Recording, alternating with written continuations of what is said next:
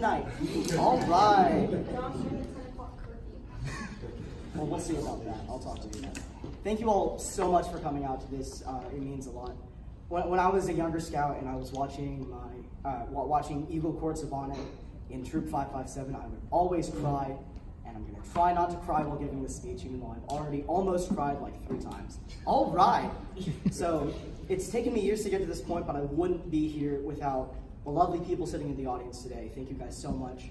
So in that spirit, I'd like to begin by recognizing a few of you with mentor pins. So first, I'd like to recognize a youth that has helped to guide me to this point. So to all my brothers and sisters at NYLT and 1837 and 557, thank you all so much for helping me up to this point.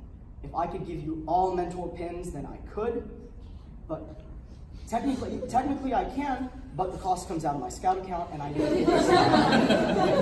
And I need to pay for staff fees, so I can't necessarily do that. So in the spirit of the youth that have all helped to guide me up to this point, I'd like to recognize one youth, my absolute best friend, my senior patrol leader at NYLT, Megan Welty.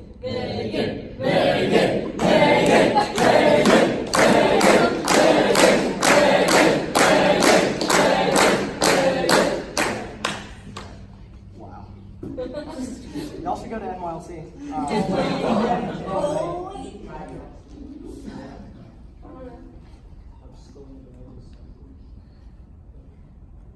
Megan, I love you more, and I lost the game. He's lying, I love him more. No, I love him more. All right.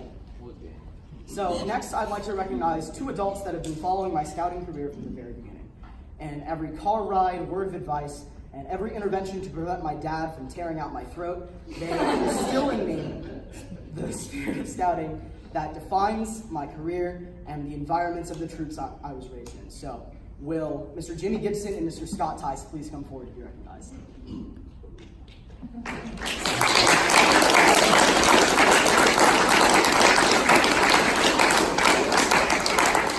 Take your time, I don't want you to hurt yourself getting up here. We're old. Yeah.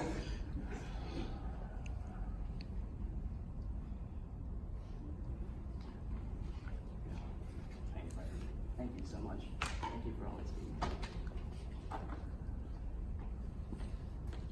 Good night.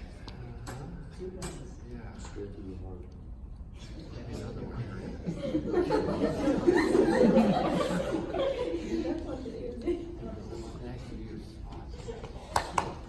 Thank you so much.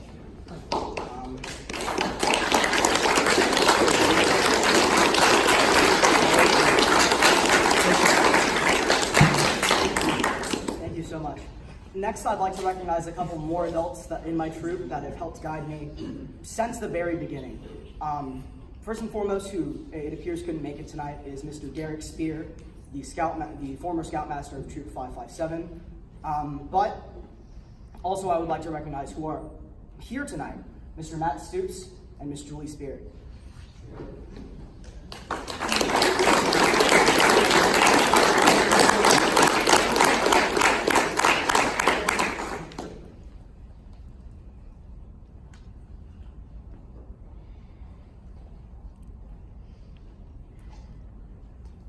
Very much. Thank you so much.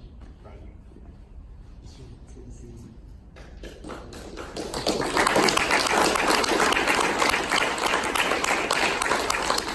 As I pin this on Miss Julie, I'd just like to share, when I was a younger scout in 557, I remember one night outside of Fifth West, here it comes. She made me promise that I would make it to Eagle, so I'm just so glad that I got to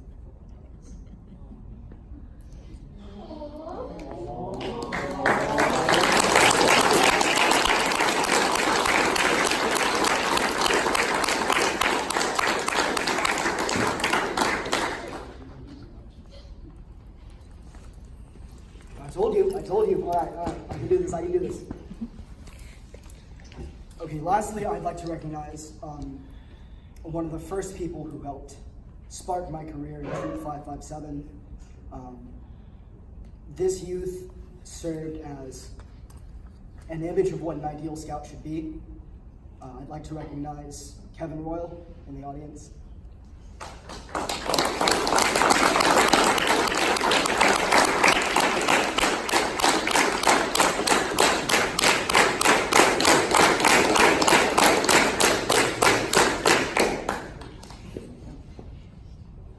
Make sure you drop one. Oh, yeah.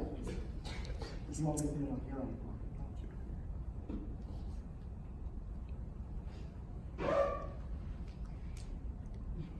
Thank you.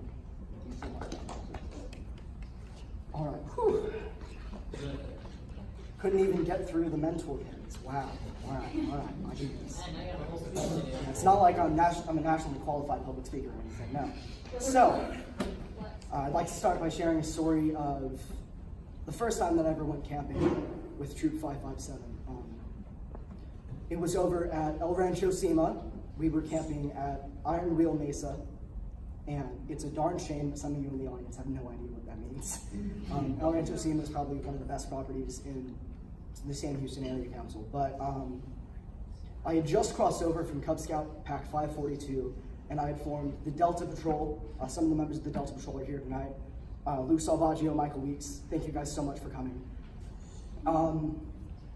Delta Patrol was the youngest patrol in Troop 557, and Kevin Royal and Aiden Burke were two youth that were older at the time that demonstrated the values that Scouting stood for on that first camp out at El Rancho Sima. So with that first camp out and in all of my interactions with Scouting going forward, I would find myself asking, what would Aiden Burke do? What would Kevin Royal do in this situation? Whew. Okay, I got this. I'm a public speaker. So, Delta Patrol moved forward. These older scouts aged out, and I was able to accomplish a lot in my scouting career, thanks to all the people here.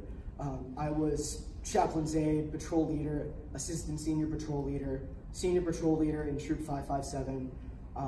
I was junior assistant scoutmaster in Troop 1837, and most enthusiastically of all, I've staffed many times at National Youth Leadership Training.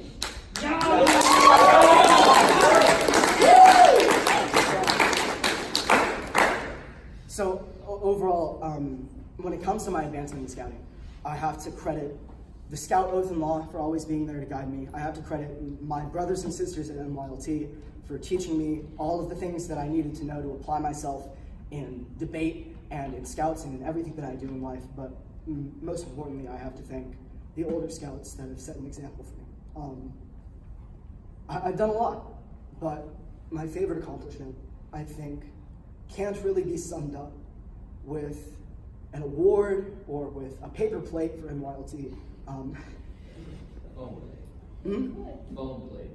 Foam plate, a paper plate, foam plate, something of that nature.